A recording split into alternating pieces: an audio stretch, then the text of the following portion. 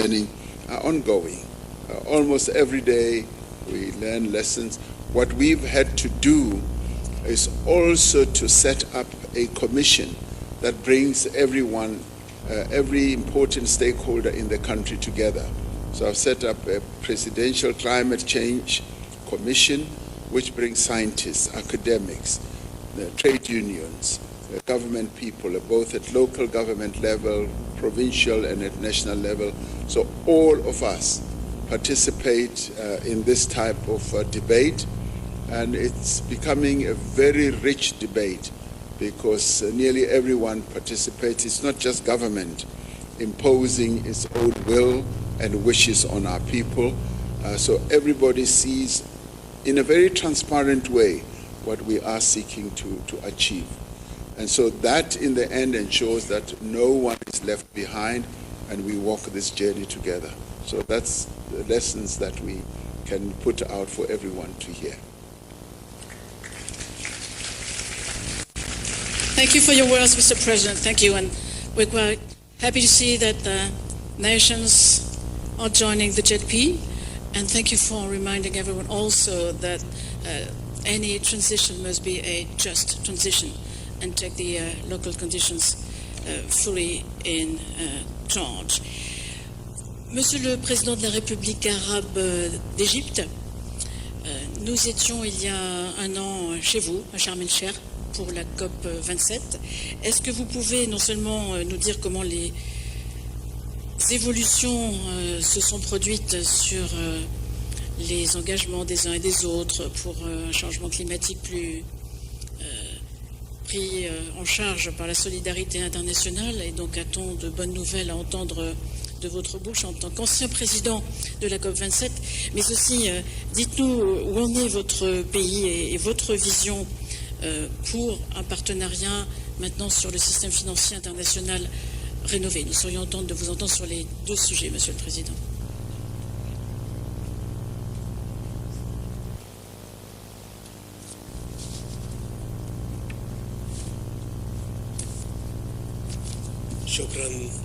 شكرا السيدة وزيرة الخارجية، واسمحي لي في البداية أن أنا أتوجه بالشكر لفخامة الرئيس ماكرون وللسيدة رئيسة وزراء بربادوسا ميا مطلي على حديثها الرائع والملهم اللي تحدثت به وكل من تحدثوا في الجلسة الافتتاحية.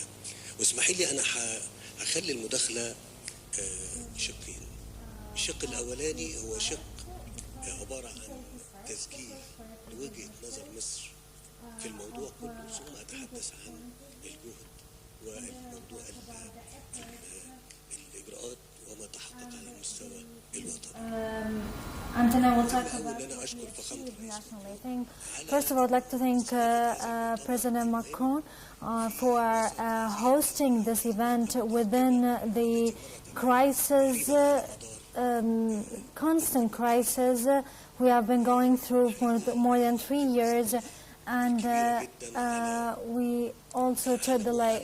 It burdened the world, and particularly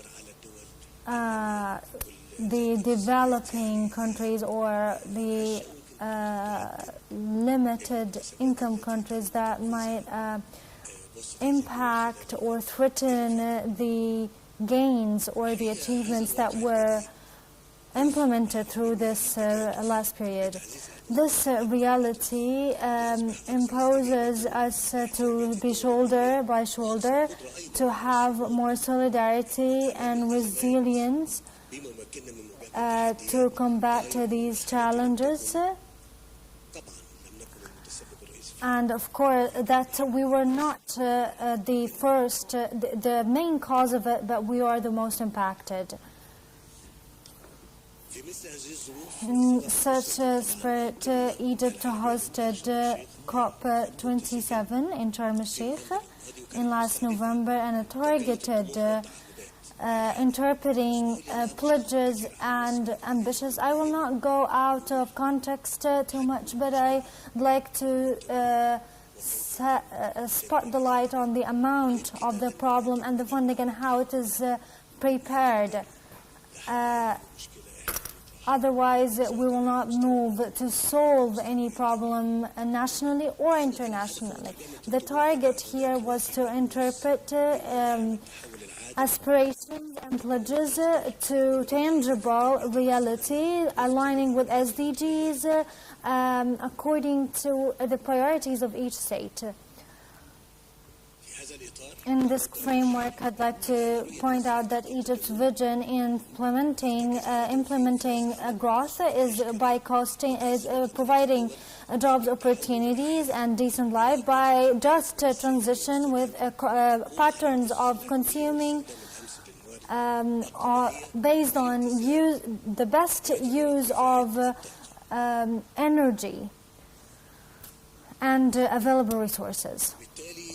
Therefore, we appreciate that the green growth is not alternative for sustainable development, but a catalyst for it. And in our national experience, I'd like to refer to some of the groups, projects we implemented in a green growth framework and also implement SDGs. I'd like to answer you practically, Foreign Minister.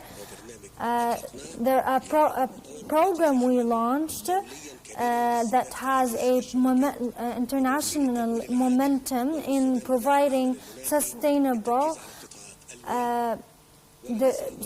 development by focusing on health sectors, economic and inclusive development. The program has a national platform, project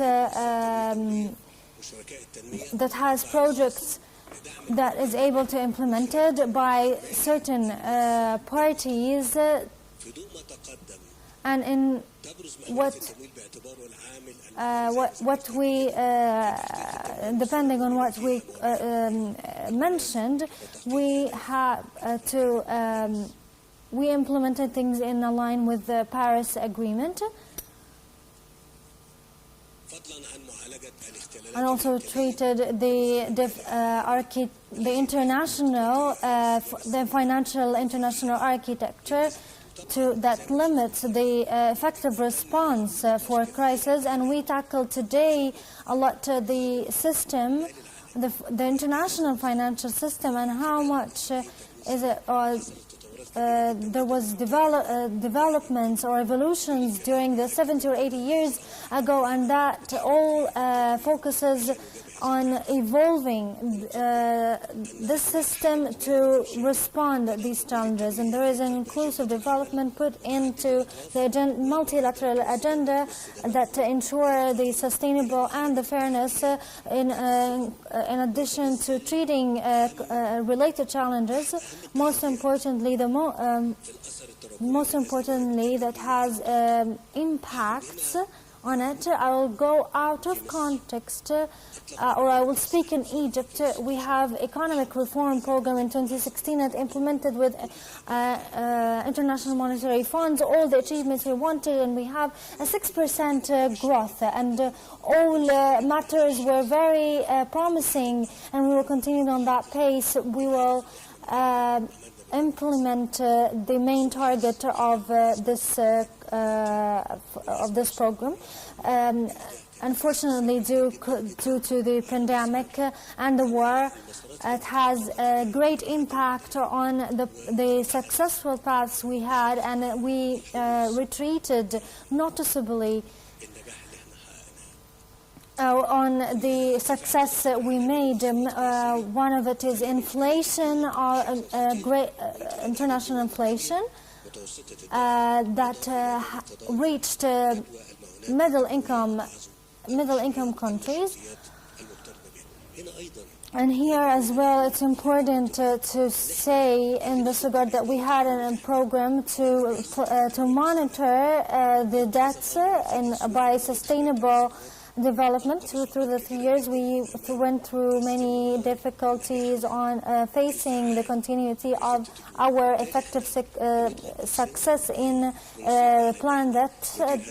that plan, but we are still on implementing this. aligning with national targets. So we are trying to, in this new financing pact, in all gatherings, by shouldering with each other, and implementing SDGs and recommendations, implementation and the catalysts made by the General Secretariat to cooperate with concerned parties. And we also study the importance of having important international decisions with having new tools and inclusive tools to treat the problems in low and middle income countries.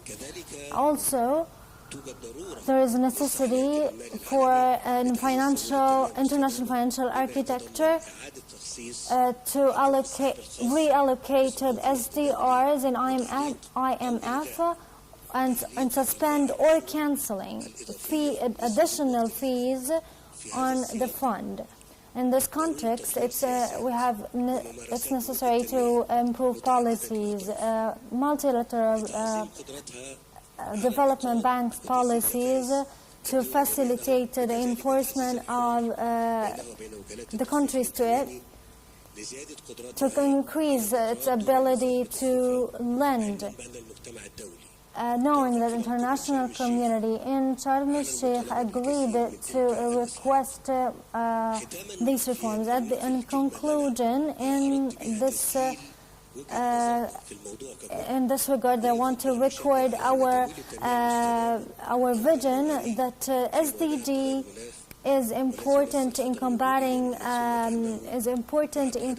climate change, and this is a word target to implement a joint interest, and it's not something for all of us, not only on developing countries. I'd like to talk about efforts that Egypt made.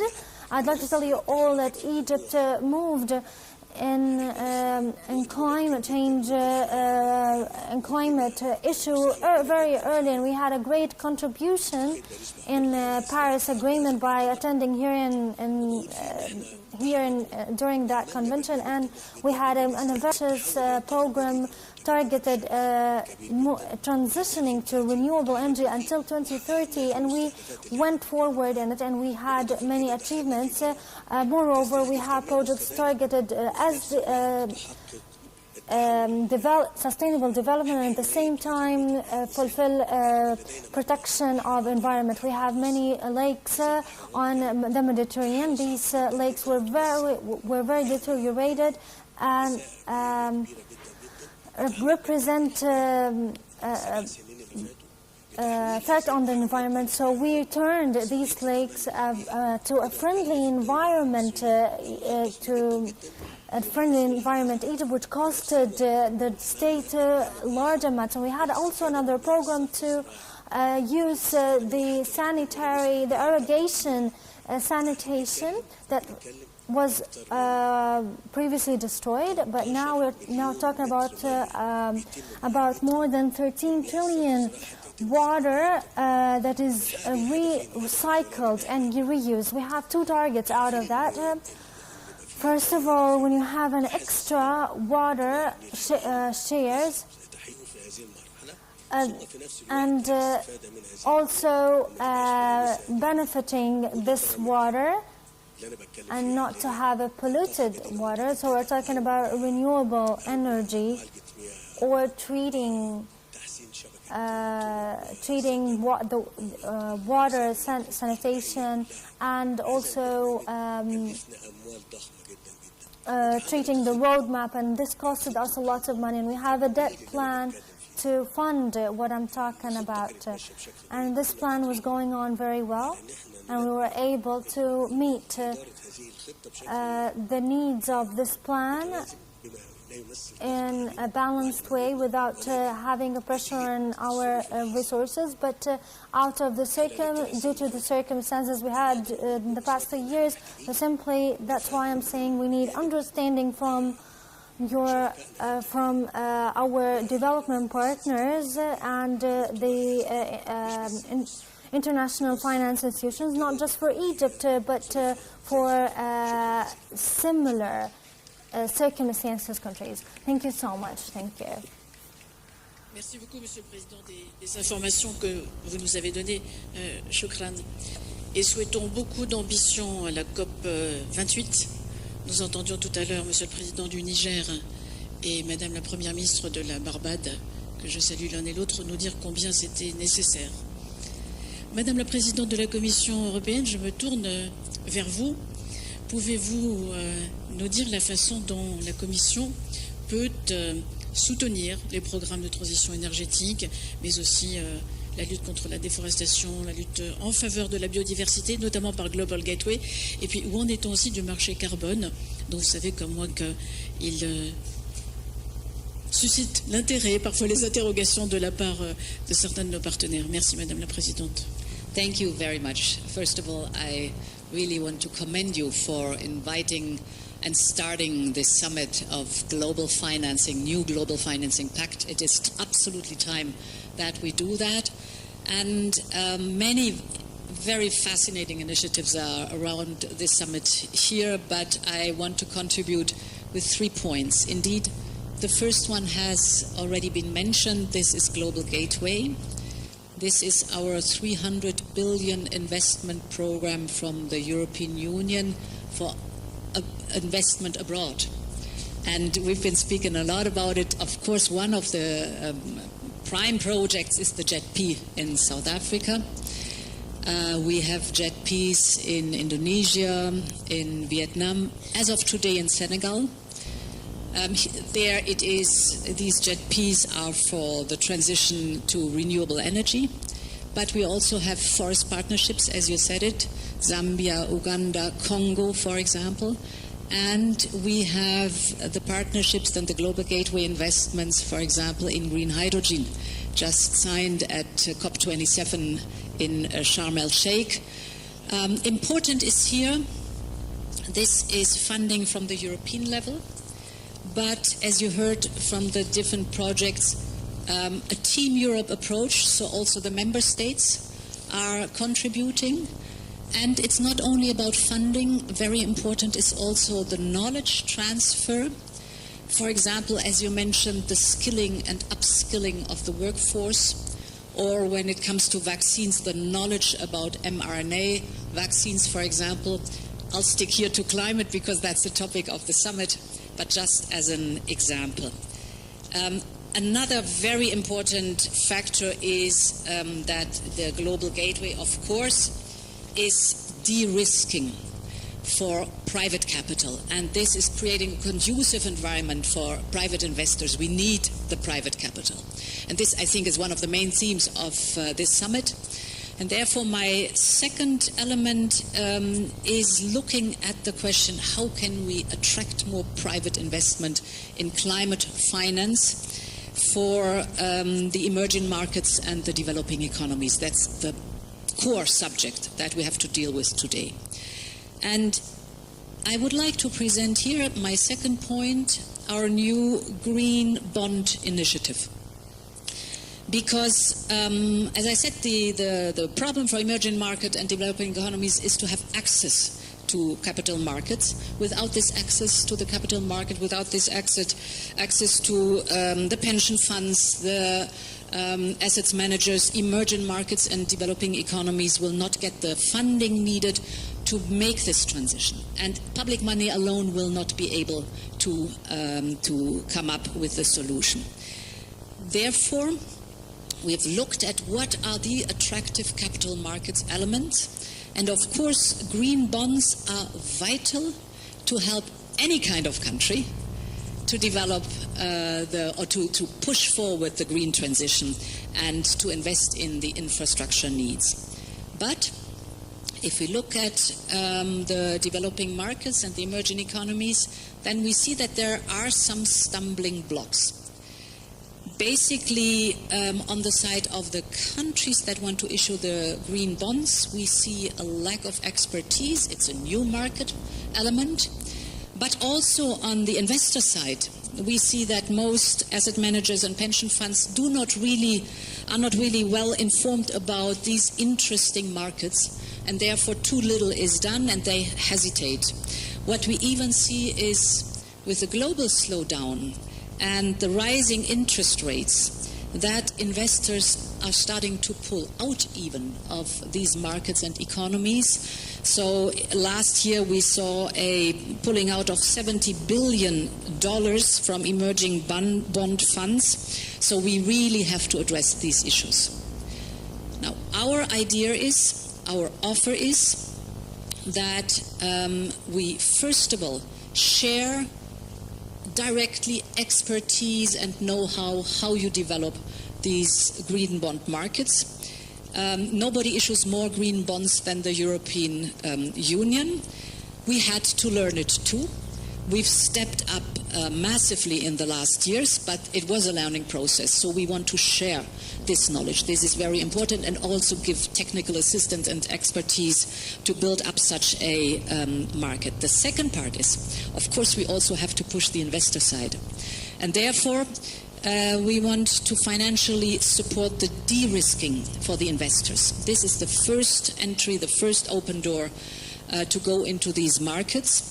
And here, together with the EIB and the development finance institutions of member states, we are now committing 1 billion euros, basically to give private investors the certainty they need to step up their investments. And this could attract around $15 to $20 billion of sustainable investment. That's the second element. The third element is something new, where we still have to work very hard on. The green bonds exist already as a market, and this is the topic of carbon pricing. Carbon pricing is one of the most effective, if not the most effective tool to cut emissions in a way that nudges the polluters, the industry, the traffic, mobility sector, building sector, either if they continue to pollute, to pay for the pollution, or, and this is the interesting part, nudges the participants into innovation. And emission trading or carbon pricing, so put a price on carbon greenhouse gas emissions, has as a consequence that people decide, do I want to pay for it? No, I prefer to innovate and go into the clean direction. We have made a very good experience with that in the European Union. Just to give you a figure, we started to introduce carbon pricing in 2005. Lots of learning processes had to be done, successes and less good years. But if you look back now throughout the whole period, there were revenues from carbon pricing of 142 billion euros.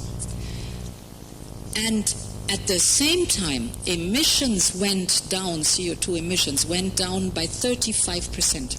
So both goals you want to have. You want to have emissions go down, and there are revenues.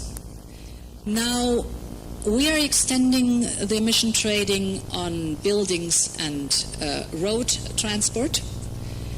And what we have introduced anew is that we say the revenues have to go 100% into climate issues, and here a fair share should go to climate finance abroad. But this is only the European Union. The initiative I wanted to propose is that we look at global carbon pricing, because that could, of course, generate much, much more funding that could then go, and it is private money that could then go into the climate finance that we need so badly. And here again, two figures. How much of the global greenhouse gas emissions are covered by carbon pricing right now? Only 4%. Only 4%. It's almost nothing. But these 4% have already generated last year $55 billion. So it's really worth to think about how could we increase the level of carbon pricing. For example, in the highly developed countries, if we take the G20, they have 80% of greenhouse gas emissions. if we only cover, for example, 60% of the greenhouse gas emissions with carbon pricing, you can imagine what could be generated and how much investment this could liberate to go into climate finance. So, Global Gateway exists, green bonds are on a good way, carbon pricing we still have to work a lot, but the proposal is fully aligned with the challenge that Canada did on carbon pricing, and I think it's really worth to look into it. Thank you. Thank you, Madame la Présidente. Merci, Madame la Présidente. Et si vous permettez, merci de votre engagement et de votre action à la tête de la Commission européenne pour tout cela. Monsieur le Président de la République du Congo, je vous remercie de nous avoir rejoints et j'ai envie de vous poser une question assez directe. Selon vous, Monsieur le Président, comment peut-on forger un partenariat international fort pour protéger cet inestimable trésor de biodiversité qui se trouve dans votre pays, Monsieur le Président? Merci, Madame la Ministre. Je voudrais d'abord saluer l'initiative prise par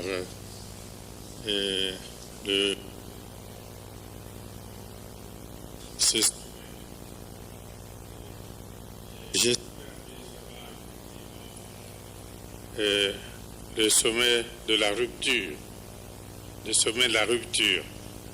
Pourquoi pas un sommet historique? Parce que nous voyons tous que le changement climatique continue d'avoir des effets dévastateurs sur les économies et les populations des pays en développement, particulièrement en Afrique. Et cela a été dit tout à l'heure à la cérémonie d'ouverture en des termes émouvants, poignants.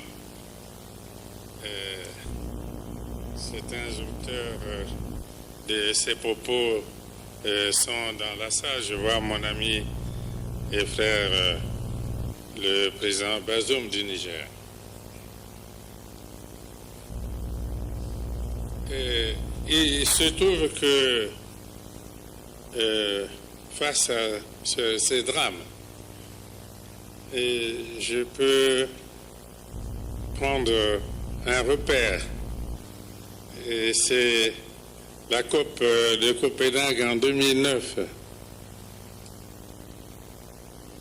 C'était même à ce moment la COP de l'espoir. Et il avait été annoncé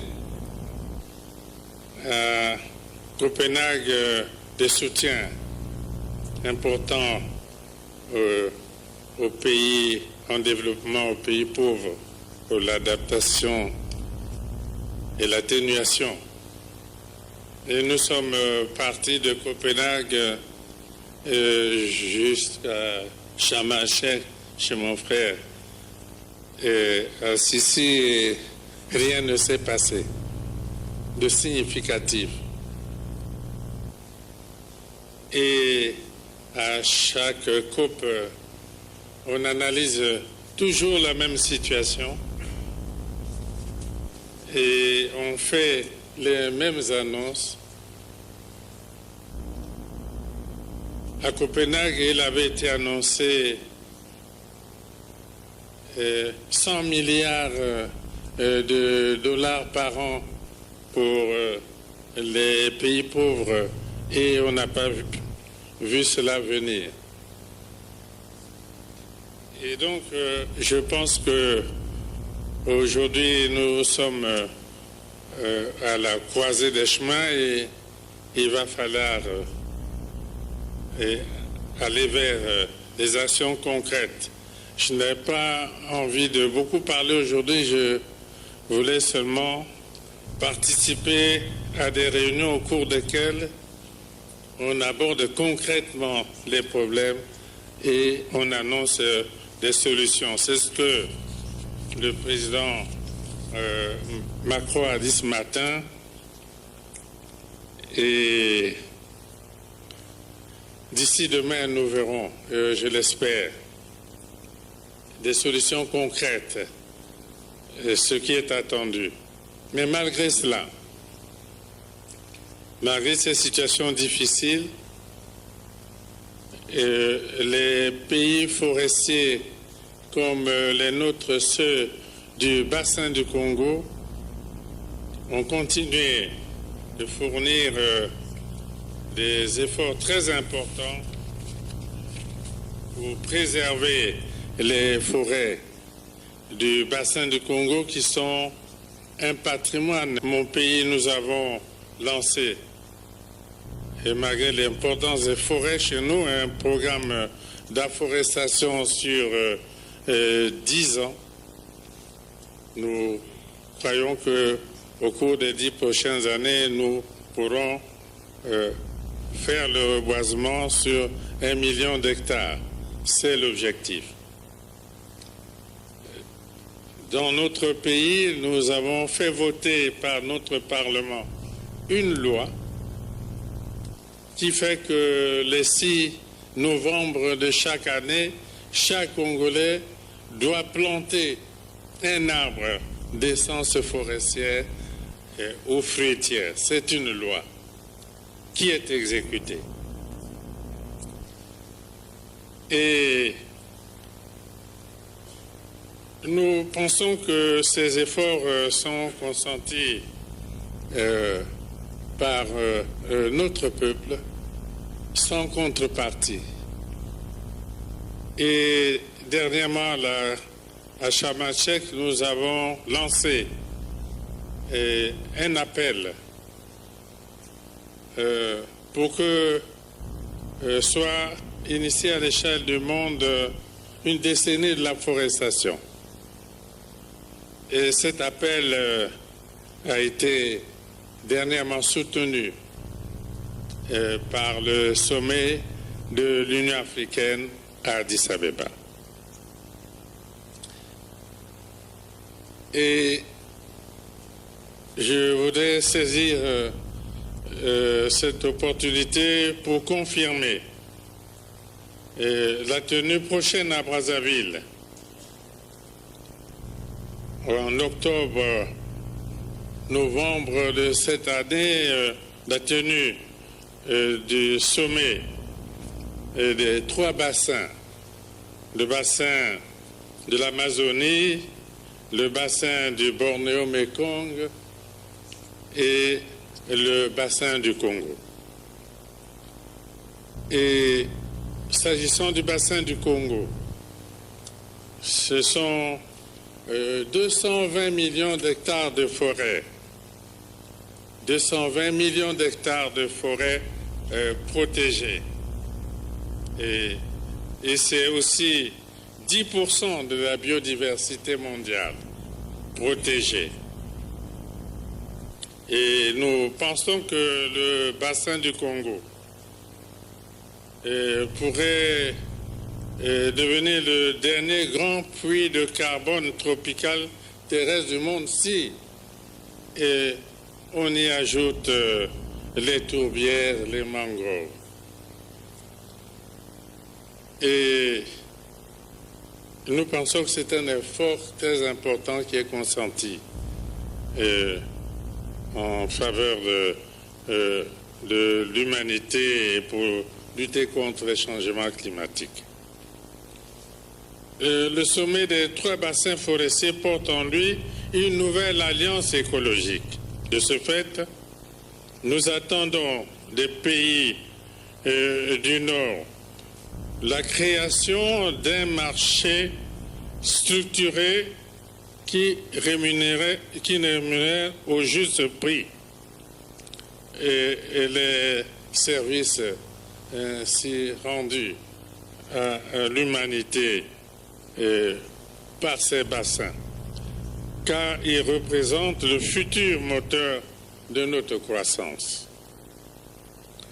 Nous appelons donc les partenaires techniques et financiers et le secteur privé à soutenir les efforts d'atténuation et d'adaptation au changement climatique des pays à faible revenu. Car le coût de l'inaction excède de loin les montants nécessaires pour prévenir les catastrophes climatiques et à terme la destruction de notre planète.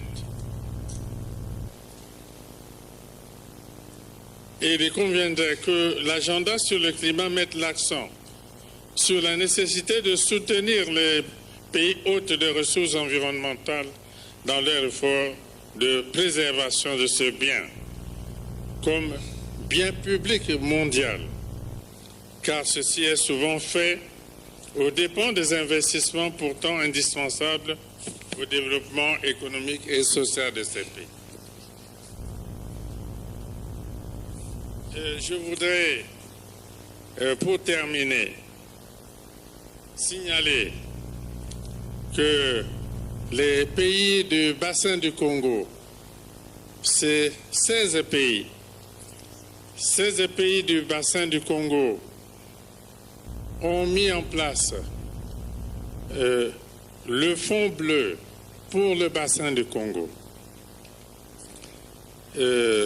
C'est un fonds qui vise le développement des économies vertueuses et c'est un fonds qui va donner aux pays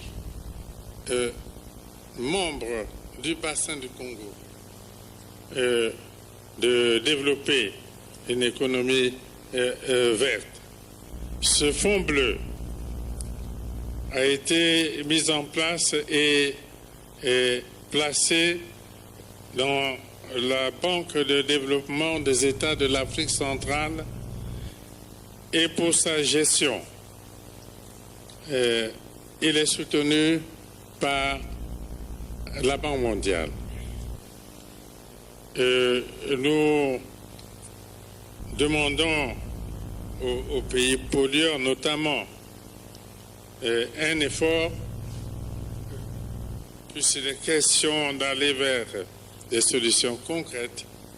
Nous demandons qu'un effort particulier soit fait en direction de ce fonds qui va permettre aux États du bassin du Congo de continuer de préserver ce patrimoine mondial tout en assurant leur développement.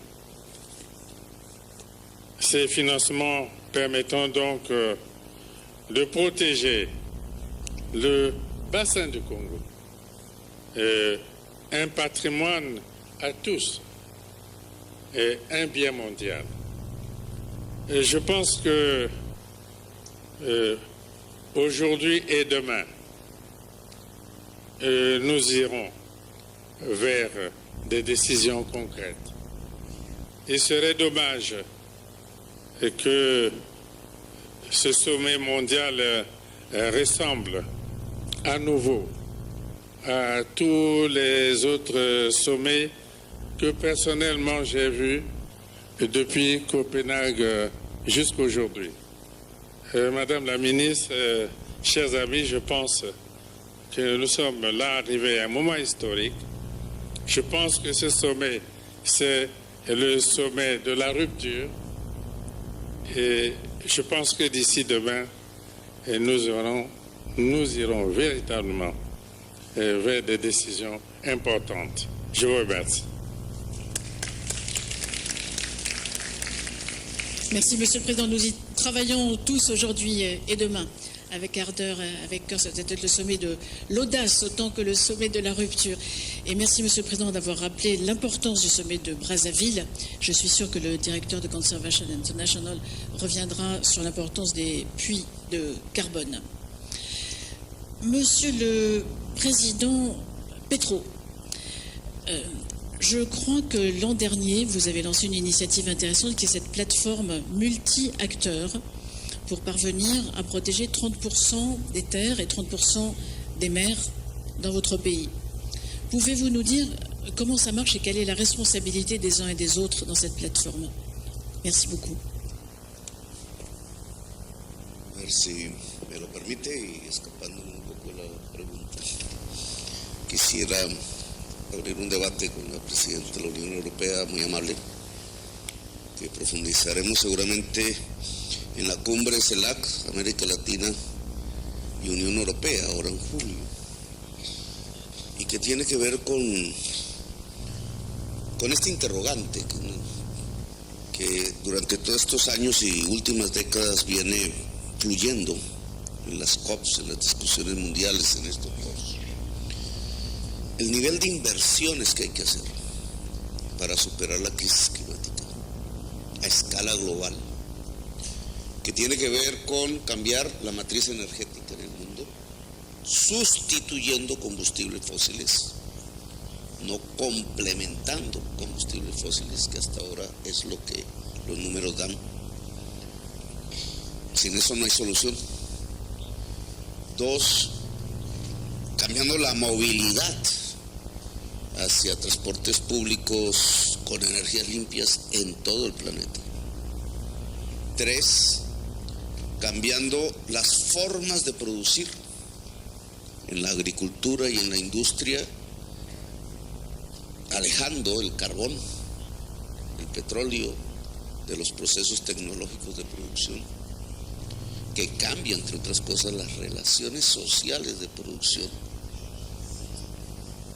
Y eso en el mundo de la mitigación, para que la chimenea de gases efecto no siga fluyendo a la atmósfera, fundamentalmente en el norte, porque el sur absorbe como esponja parte de esa emisión.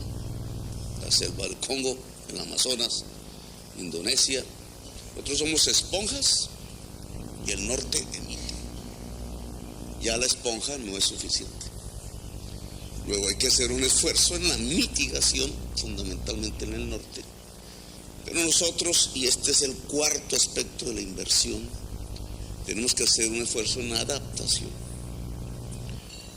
Liberar espacios del agua, organizar la población alrededor del agua. El agua se vuelve el eje del ordenamiento local, pero si la crisis se agrava, no es un ordenamiento local de la población alrededor del agua, que suena bonito, sino es un ordenamiento de la humanidad alrededor del agua, que implica el éxodo de miles de millones de personas hacia donde está el agua, o quedará el agua, y el agua quedará en sus países.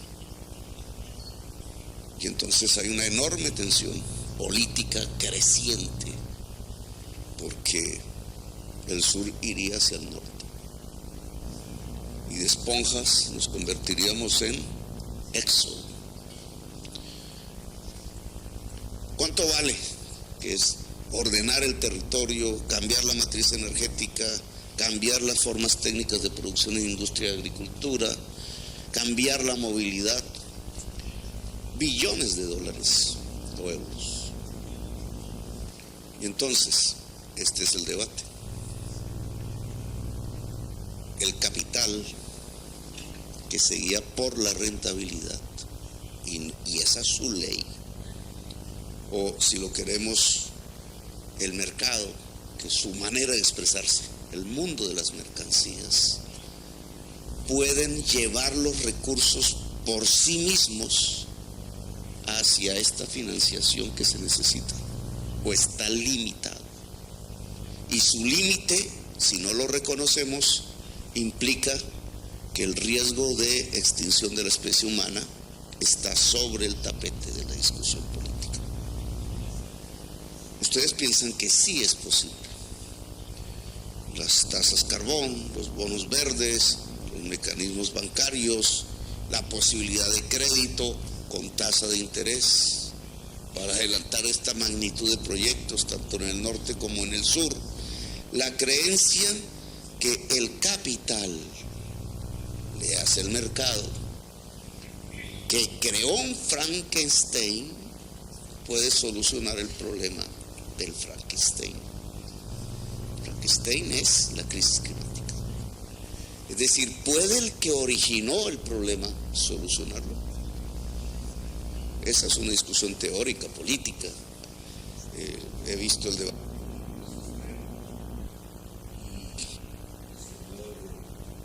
Los premios Nobel alrededor de estos temas, pero en el fondo ambos, uno más radical que el otro, reflejan que el mercado puede hacerlo. Sin embargo, los números hoy de emisiones frente a la crisis climática dice que no. Estamos fracasando. Es decir, la vida humana está fracasando en el planeta. Y entonces, y es mi propuesta, porque no se trata, sería interesante a principios del siglo XX, no se trata de una guerra contra el capital, ya no hay tiempo, no hay tiempo. Se trata de admitir que el capital, léase el mercado, tiene un límite, que puede acompañar solo procesos hasta donde son rentables, pero que la mayor parte de la inversión que se necesita, de los recursos que se necesitan para de verdad superar la crisis y proteger la vida,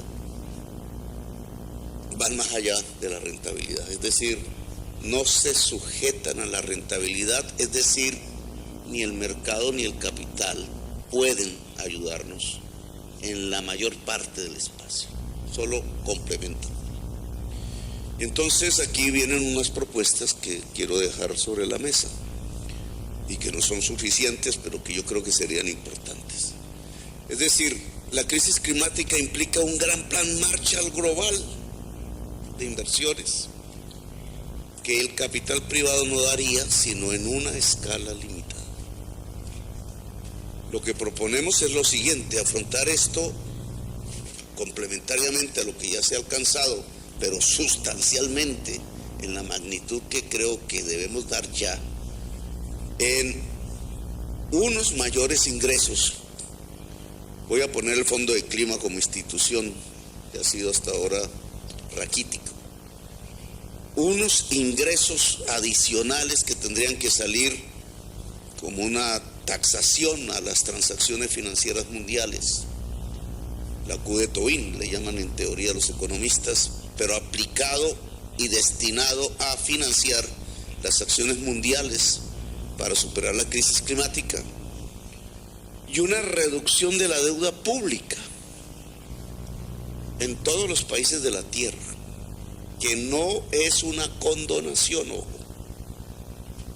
porque si no se afectaría el mundo de los pensionados de los países ricos, porque a través de este sistema de construcción del sistema financiero mundial han terminado los fondos de pensiones de los países ricos siendo propietarios de los títulos de deuda de los países medianos y pobres de la Tierra. Entonces, si se condona por un lado, se le quita las pensiones por el otro lado a la gente. Una dinámica un tanto perversa. Lo que nosotros proponemos es cambiar deuda por acción climática. La experiencia del COVID, del FMI con el COVID, muestra un balbuceo de lo que se podría hacer hoy en la práctica, que es una emisión mundial de derechos especiales de giro, que es una emisión monetaria, para ponerlo en términos económicos. La crítica es que elevaría los precios a nivel mundial, una inflación mundial. Si traemos otra vez a Mr. Keynes hoy, al siglo XXI, nos diría que si esa emisión mundial de derechos especiales de giro, que tendrían que ir no a cada país, sino al Fondo del Clima, para una distribución progresiva de sus efectos, es decir, más a los pobres que a los ricos, sería un pago a los fondos prestatarios de capital prestado, fondos de pensiones, etcétera, un pago que aumentaría la liquidez mundial de dinero, pero que se aplicaría en inversión productiva por parte de los países porque estos, al reducirse la deuda y el servicio de la deuda, tendrían un espacio presupuestal que se dedicaría a la acción climática. Eso es cambiar deuda por clima. Todos los países sumados a través de este mecanismo nos daría por primera vez, desde que estamos hablando de la crisis climática, una primera acción fundamental, un primer paso esencial, porque sería un plan Marshall de inversiones en mitigación, en adaptación en cada país de la Tierra para superar la crisis climática. Esto implica un cambio institucional del sistema financiero mundial, porque el FMI, la Banca Mundial, etcétera, tendrían que prestar como su principal objetivo, prestar su oficio en esta transferencia a través de DEC, de derechos especiales de giros, hacia tenedores de bonos, de deuda pública, hacia bancas multilaterales y hacia una reducción de estos servicios de deuda en todos los países de la Tierra, y esa sería su primer gran función, muy diferente a la que ha tenido hasta hoy. Esto implicaría que norte y sur tendrían que entablar un diálogo diferente, es decir, no es cómo les prestamos, cómo les regalamos marginalmente, sino cómo hacemos una sociedad en pos de la vida de la humanidad. Porque el problema será igual para tus nietos, Presidenta, que para mis nietos en Colombia o para los nietos del presidente en el Congo, para toda la humanidad. El problema de la extinción de la especie será para todos y todas. Y en esa medida, esta acción inmediata, que es de emergencia, no se puede pensar que mecanismos inerciales del mercado nos van a resolver el problema de la vida, de la humanidad, en un momento de emergencia a punto de la extinción, sino que tenemos que usar, dado que existe esa emergencia, métodos de emergencia. Y esos métodos de emergencia pasan por una reestructuración del sistema financiero mundial, en el sentido no de que se acabe, sino en el sentido de que cambia su funcionalidad. En este momento, la posibilidad de una taxación mundial de transacciones financieras por el lado de los ingresos o por el lado de la inversión pública de nuestros países, una reducción de la deuda vía emisión mundial de derechos especiales de giro, cambiando algunas normatividades, podría ser los factores, digamos, de gran poder que pudieran impulsar la palanca para ahora sí activar una disminución real de gases de efecto invernadero en la atmósfera, que es finalmente el indicador clave. Si este año los gases siguen fluyendo y su porcentaje es incluso de incremento, hemos fracasado. Todo lo que se ha propuesto en las COPs, todos los mecanismos que se han adelantado, importantes, valiosos, nosotros quisiéramos salvar la selva amazónica, así como la Congo, pero aún sembrando todo el planeta de árboles, el problema sigue produciéndose, porque ni sembrando todo el planeta de árboles logramos absorber la cantidad de flujo de gas que sale de las economías más desarrolladas de la Tierra, China, Estados Unidos, la Unión Europea. Entonces el diálogo tenemos que entablarlo en otros términos. Les propondría que de aquí saliera un grupo de expertos, expertas, economistas, gente que haya trabajado el sistema financiero mundial de cara a la COP de Dubái, para llevar un informe de reforma del sistema financiero mundial para financiar en gran escala las acciones contra el clima. Podría ser una idea concreta que saliera de esta reunión. No es luchar contra el capital, y termino aquí, pero sí es un nuevo paradigma. Llevamos 40 años todos los países bajo la misma creencia religiosa. El mercado nos lleva al bienestar general de la humanidad. No, nos lleva a la extinción. Se acabó el paradigma dominante de la economía de los últimos 40 años. Pero Ahora se trata de recuperar la potencia del Estado, de la planificación humana, a una escala global, multilateral, para que sin entrar a decretar el fin del mercado, no, maximizarlo hasta donde pueda dar en su límite en la acción contra la crisis climática, ahora podamos hacer una gran inversión pública liberando deuda, de tal manera que este nuevo espacio, que le llamo el Plan Marshall contra la crisis climática, pueda darse y ahí sí lograr que los números funcionen. Es decir, que las emisiones de gases de efecto invernadero tiendan a cero, que es la única manera que tenemos para salvar la especie humana y la vida en el planeta Tierra. Gracias.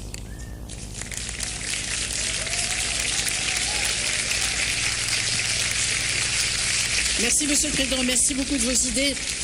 Vous savez que nous travaillons tous sur les financements innovants, notamment dans le cadre de ce sommet, ainsi que sur la problématique de l'augmentation qui doit se poursuivre, selon la France, des droits de tirage spéciaux au profit des pays en développement.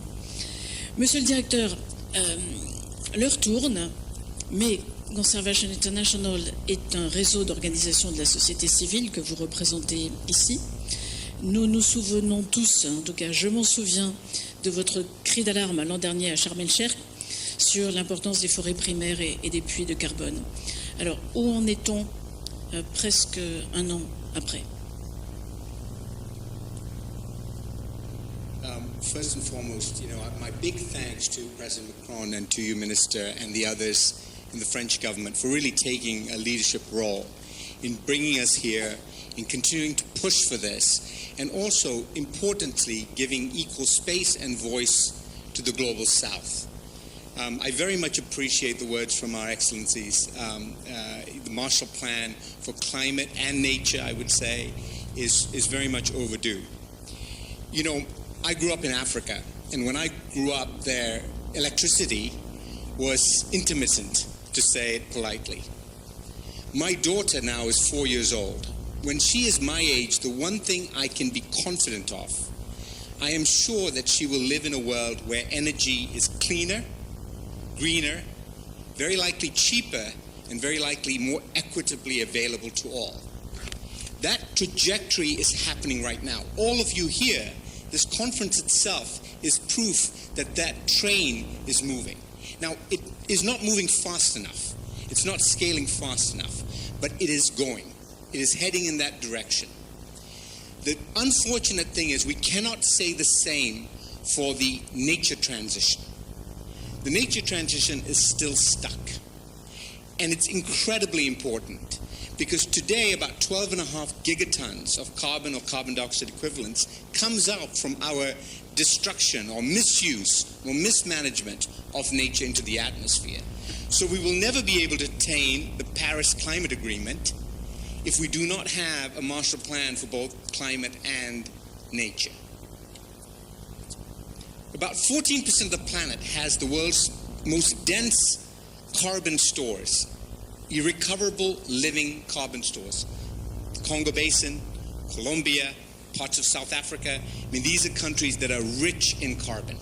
They also contain about 90% of the world's biodiversity, and they need to be the focus of our attention in this coming decade. In March in Gabon, we had the pleasure of joining President Macron, the Rob Walton Foundation, in announcing a seed fund of $100 million just to get started, to jumpstart this process. It's inspired by JETP. It's inspired by the amassing of financial resources, public, private, philanthropic, towards an energy transition that we're now seeing played out in South Africa and other countries. The seed fund is there for nations like some of those here to help them prepare and set the stage for really driving investment, public, private, philanthropic, bonds, debt for nature, Green Climate Fund financing, GEF and World Bank financing for an equivalent nature financing. There are three things that must happen for this to be successful. First, you need heads of state engagement and endorsement. You need alignment of policies across multiple ministries. Second, you need indigenous voices and local communities on stage participating, planning, directing, because most of this carbon actually sits within the stewardship of indigenous communities and local people. And third, you need good science, good monitoring in order to make this work. My last point is we need the private sector at the table. To scale, we need the private sector. Government to government is extraordinarily important. Charities and nonprofits like ours and civil society can play a role. But at the end of the day, to move capital fast, to change the trajectory of growth, you need the private sector at the table. And some of that is already happening, sometimes despite our best efforts. It's already happening. In South Africa, I recently visited a project that is funded by Kering, the French fashion house, as well as Inditex, on regenerative agriculture in the Drakensberg, at scale, putting communities to work in restoration. In Colombia, a groundbreaking project in Cispata, where the first blue carbon was really brought to market at scale. This is a mangrove restoration and conservation project involving local communities, was initially funded by Apple.